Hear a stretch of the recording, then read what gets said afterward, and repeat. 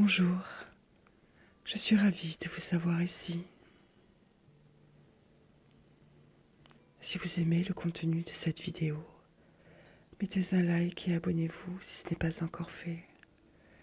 C'est réconfortant pour moi et ça m'aide beaucoup.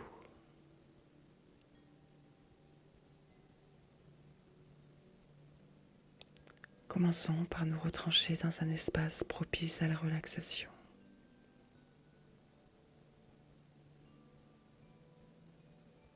Si vous le pouvez et si vous le désirez, faites quelques étirements doux et délicats, comme prémisse à la détente que je vous propose ici.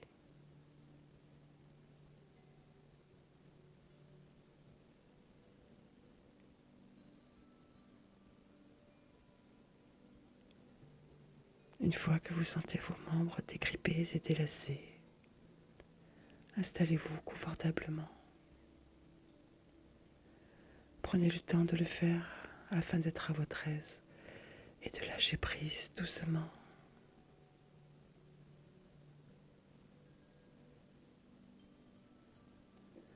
Maintenant, fermez vos jolis yeux, détendez vos paupières.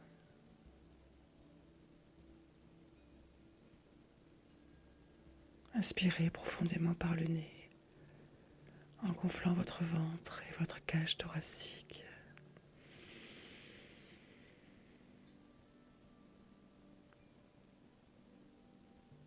Retenez un instant et soufflez lentement par la bouche, comme si vous souffliez dans une paille.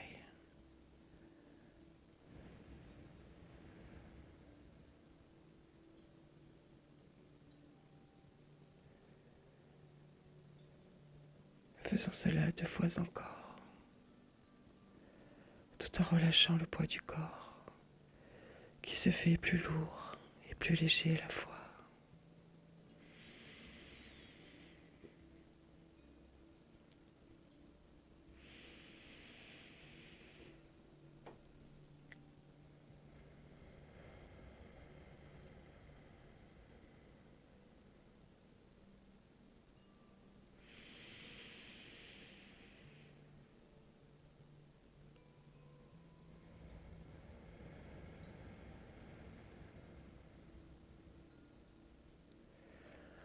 Sentez une sérénité rassurante vous envelopper d'une chaleur bienveillante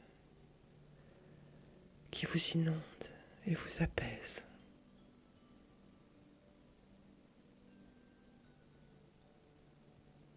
Laissez votre respiration trouver son rythme naturel en faisant un balayage corporel de vos tensions.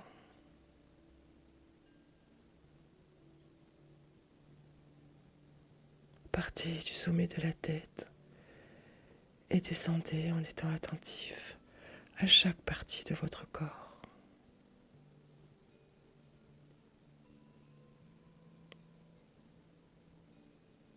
Détendez le front, les tempes,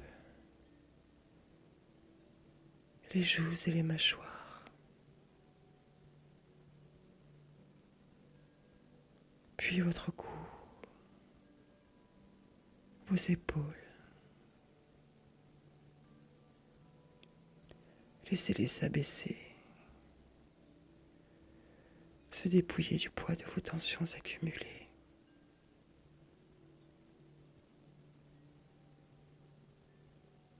Continuez vers les bras, les mains, la poitrine et l'abdomen.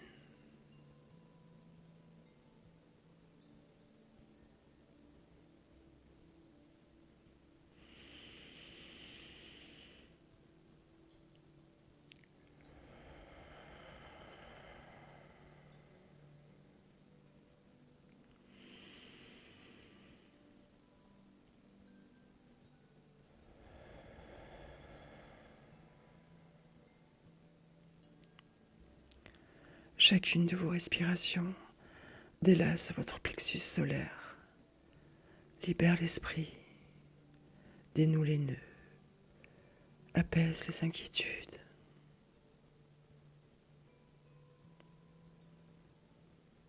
Sentez chacun de vos muscles se relâcher.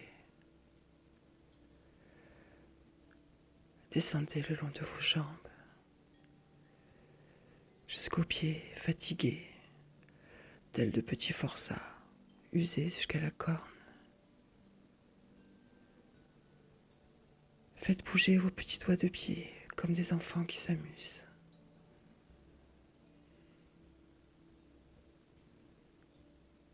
Respirez et permettez à votre corps d'être simplement là, paisible, présent, et abandonnez-vous à cette délicieuse paresse méditative.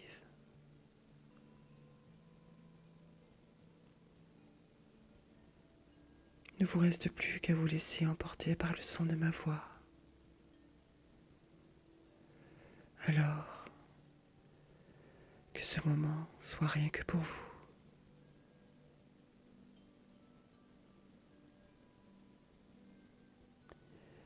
Imaginez un paysage intérieur, un vaste jardin où cohabitent des allées parfaitement alignées et des prairies indomptées. D'un côté, des rangées d'arbres taillés, des parterres aux motifs graphiques et réguliers, des murets de pierre posés avec soin en délimitation du paysage. L'arrosage est assuré. Aucun débordement floral ne sera toléré. Ici, même les racines sont ordonnées. L'ordre règne. De l'autre côté, des fleurs sauvages poussent sans contrainte, imprévisibles, partageant leur territoire avec des herbes folles et gracieuses qui s'agitent aux quatre vents. Chaque végétaux pousse et s'épanouit, malgré cette joyeuse et colorée cacophonie d'espèces végétales livrées à elles-mêmes. Le chaos prend sa place. Et au milieu coule une rivière.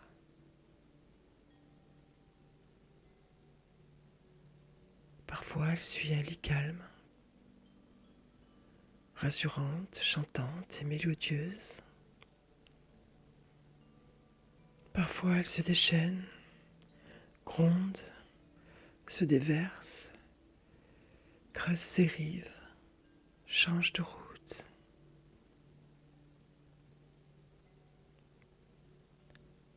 Les deux alternent. Les deux sont nécessaires. Les deux sont beaux.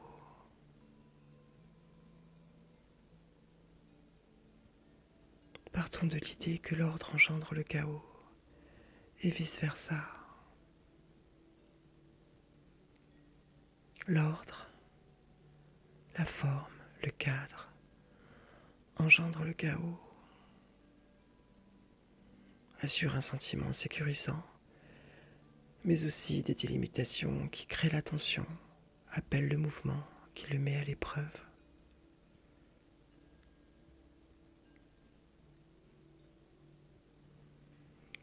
Le chaos engendre l'ordre, la fragmentation, le désordre qui donne naissance à de nouvelles structures, à des motifs inattendus. Comme les vagues et les courants sculptent la rive, comme le feu fait croître de nouvelles pousses. Chaque extrême appelle et nourrit son opposé.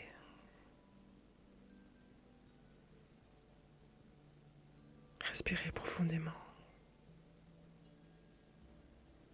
Tout va bien. Sentez cette danse en vous. En vous sentant rassuré de ne pas être seul, à devoir composer avec ces états de contrôle du cadre et du besoin de lâcher la bride. Nous avons tous une utile pagaille en nous.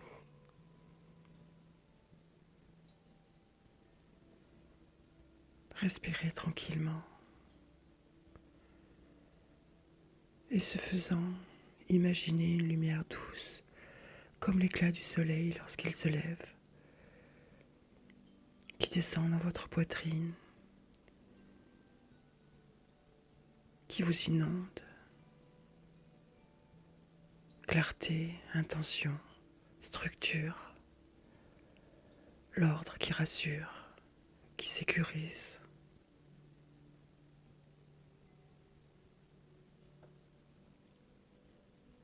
Lorsque vous expirez, voyez des éclats de couleurs qui s'éparpillent en vous.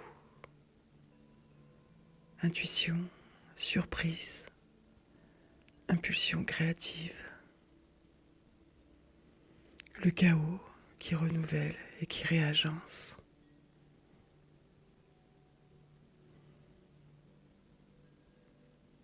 Chacun des deux se rencontre, s'entrelace. Aucun n'efface l'autre. Ensemble, ils composent une tapisserie vivante. Vous, moi et le monde. La vie qui nous chahute, nous oblige à sortir de nos zones de confort pour nous permettre de vivre l'imprévu, la remise en question, qui met à l'épreuve notre capacité à nous réinventer, la puissance de notre résilience et notre force d'amour. Je sais que cela n'est souvent pas facile à vivre, mais si la vie nous oblige avec tant d'insistance, peut-être a-t-elle de bonnes raisons.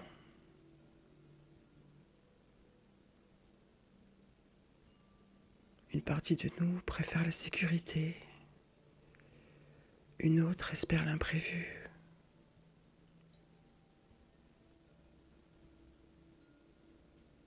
Tous deux peuvent être accueillis comme des invités de dernière minute.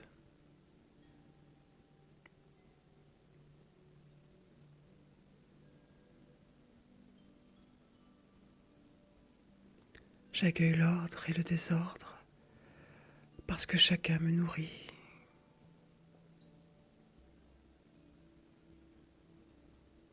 J'accueille l'ordre et le désordre parce qu'ils font tous deux partie de la leçon de vie. Je les laisse me guider ensemble et me montrer le chemin.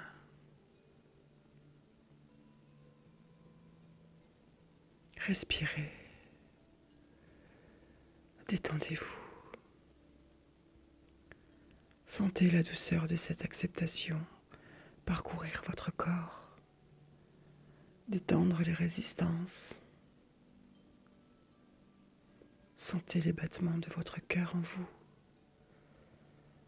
Tout va bien. Tout ira bien.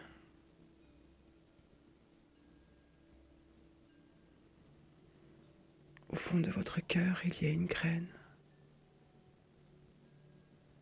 Elle contient la mémoire des tempêtes et des ressentis. L'ordre en racines solides. Le chaos en poussée folle.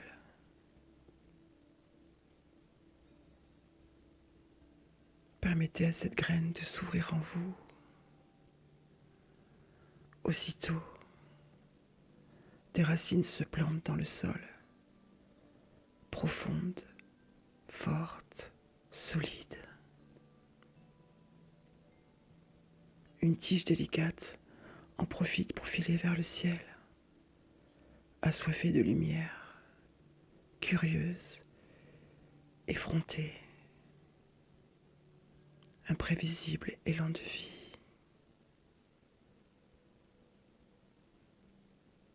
Les deux forces travaillent ensemble pour que la plante devienne ce qu'elle est, unique, imprévisible, structurée et libre. Nourrissons de la gratitude pour ces deux aspects. Sans l'un, l'autre perdrait de son sentiment de structuration. Sans l'autre, l'un perdrait de sa saveur. Je sais combien il est difficile de trouver du sens lorsque le chaos nous bouscule et nous déstabilise parfois si cruellement.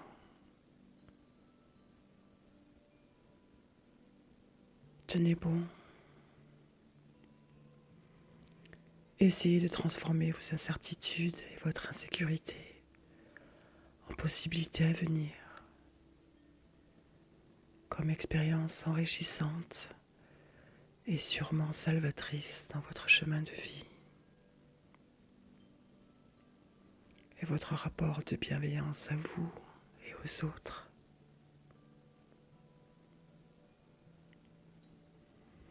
Ordres et chaos œuvrent ensemble dans un rythme sacré de création et de transformation.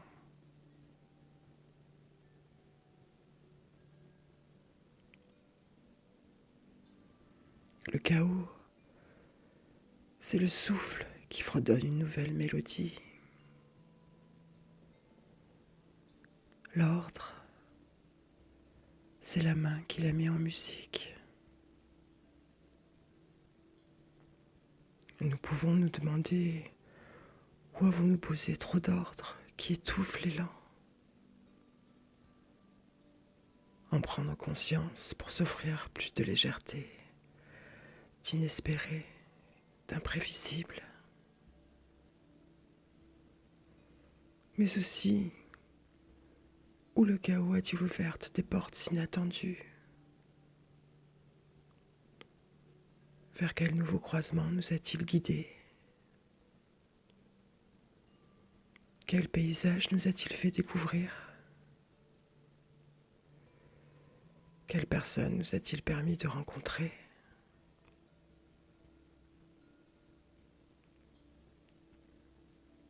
L'incarnation humaine se tient au carrefour de ces deux forces primordiales, le cadre et le mouvement.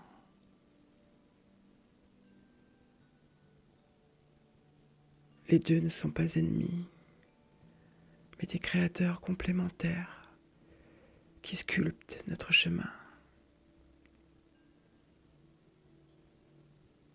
L'un comme architecte qui érige, l'autre comme une muse qui inspire.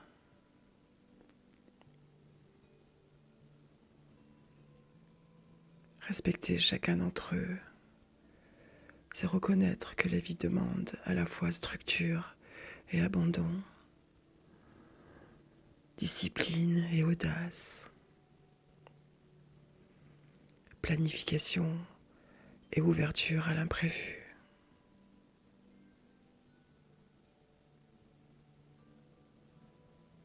L'ordre est la loi silencieuse qui donne sens et contenance à l'existence.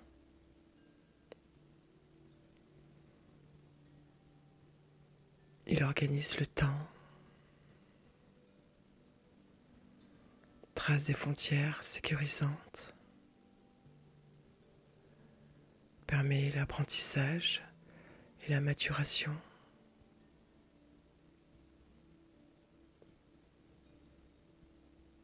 En incarnant l'ordre, nous mettons en place des routines,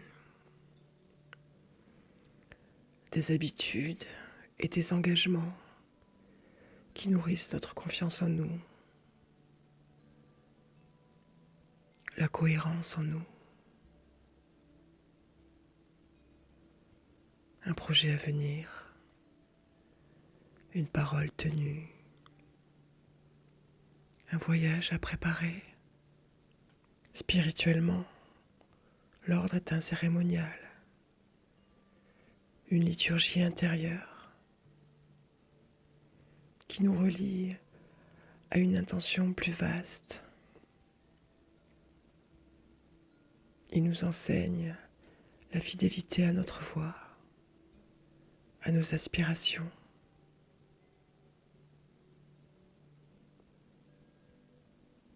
Le chaos, quant à lui, est la source vive de la transformation. Il désarme les certitudes, brise les cadres trop rigides et révèle des possibles inattendus. Là où l'ordre stabilise, le chaos invente. Il ouvre des brèches où naissent la créativité, l'éveil et la libération.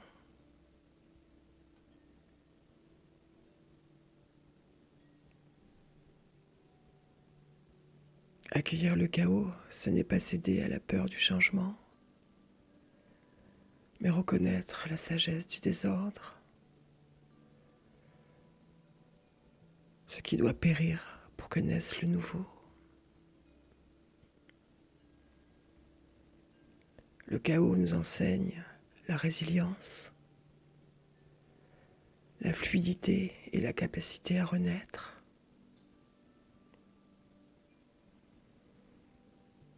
La puissance de ces deux opposés se révèle dans leur danse.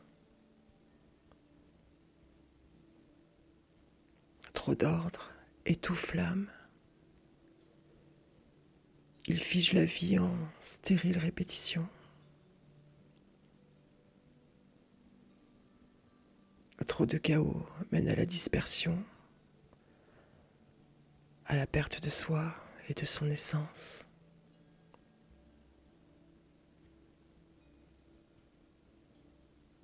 L'incarnation humaine s'épanouit quand l'ordre et le chaos dialoguent.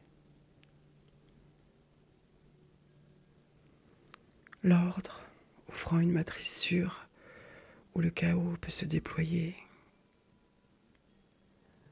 Le chaos insufflant une fertilité imprévisible.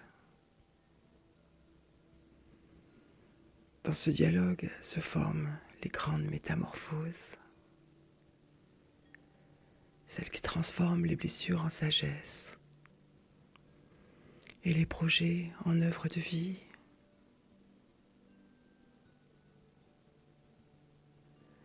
Respecter ces deux créateurs, c'est pratiquer une sagesse rassurante et active. Respecter l'ordre, c'est honorer la responsabilité, prendre soin de soi, tenir ses engagements,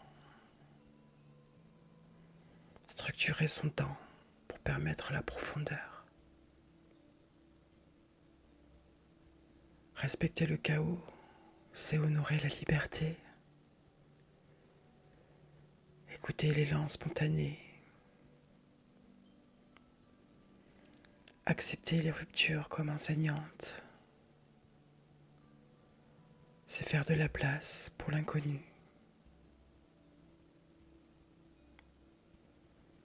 Il ne s'agit pas d'osciller sans conscience entre contrôle et abandon. Il nous faut développer l'art de l'équilibre, être funambule, savoir quand ériger un rempart et quand laisser la mer monter.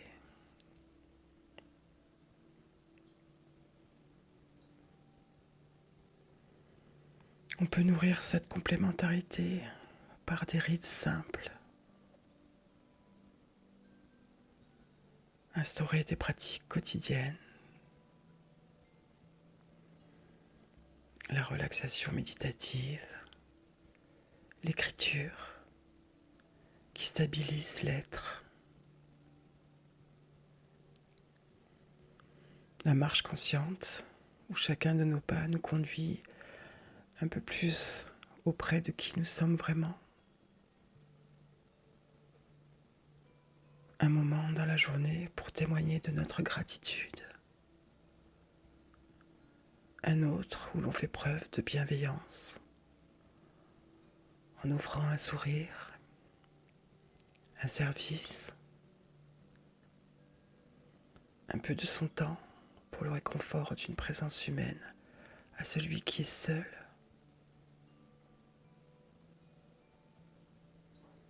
Sans oublier de se réserver des moments d'imprévu, voyage sans plan,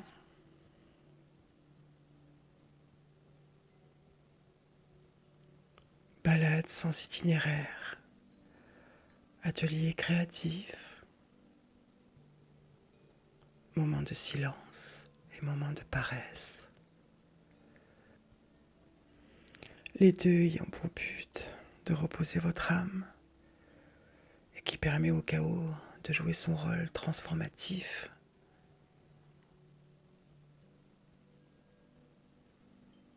Dans les épreuves, reconnaître que la perturbation pousse vers une plus grande intégrité, aide à traverser les tempêtes sans se perdre. En définitive, l'ordre et le chaos sont deux visages du divin en nous. L'un bâtit la demeure, l'autre y invite l'esprit à danser. Les honorer équivaut à respecter la totalité de notre incarnation, nos besoins de sécurité, comme notre soif de liberté.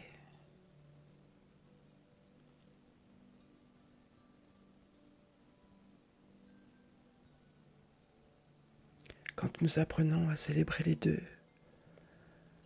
nous devenons artisans et poètes de notre vie,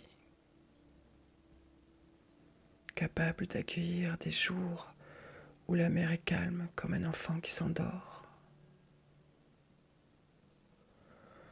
et des jours où les côtes seront redessinées par la force de ces vagues.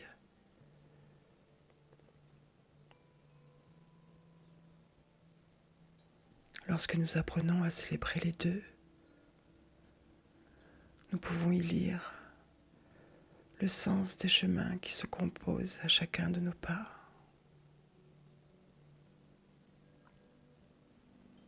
Le refus du chaos peut rendre aveugle au désir profond.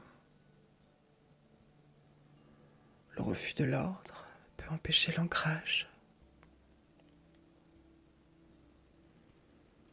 Il y a un peu de chaos dans l'ordre et un peu d'ordre dans le chaos. Le yin et le yang. La complémentarité et l'opposition.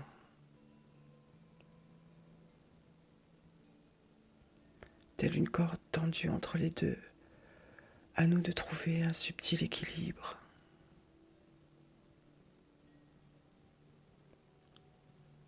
Pensons que dans beaucoup de traditions, le monde naît d'un souffle qui ordonne le chaos primordial.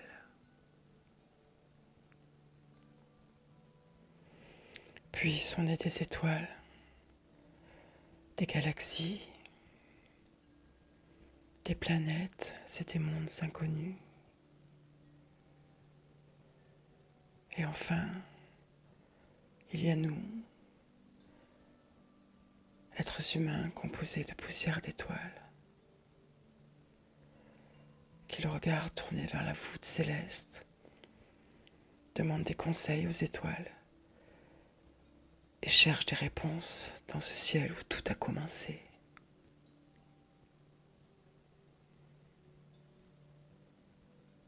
Soyons confiants dans les moments difficiles, car l'ordre et le chaos sont des alliés dans notre chemin de développement et de création. Alors, honorons en nous le souffle et l'élan de vie.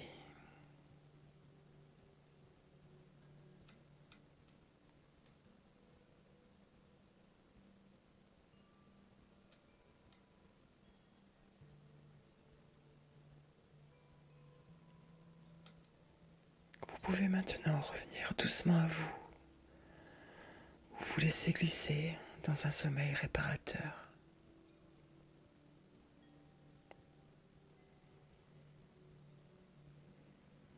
Il est temps pour moi de faire silence.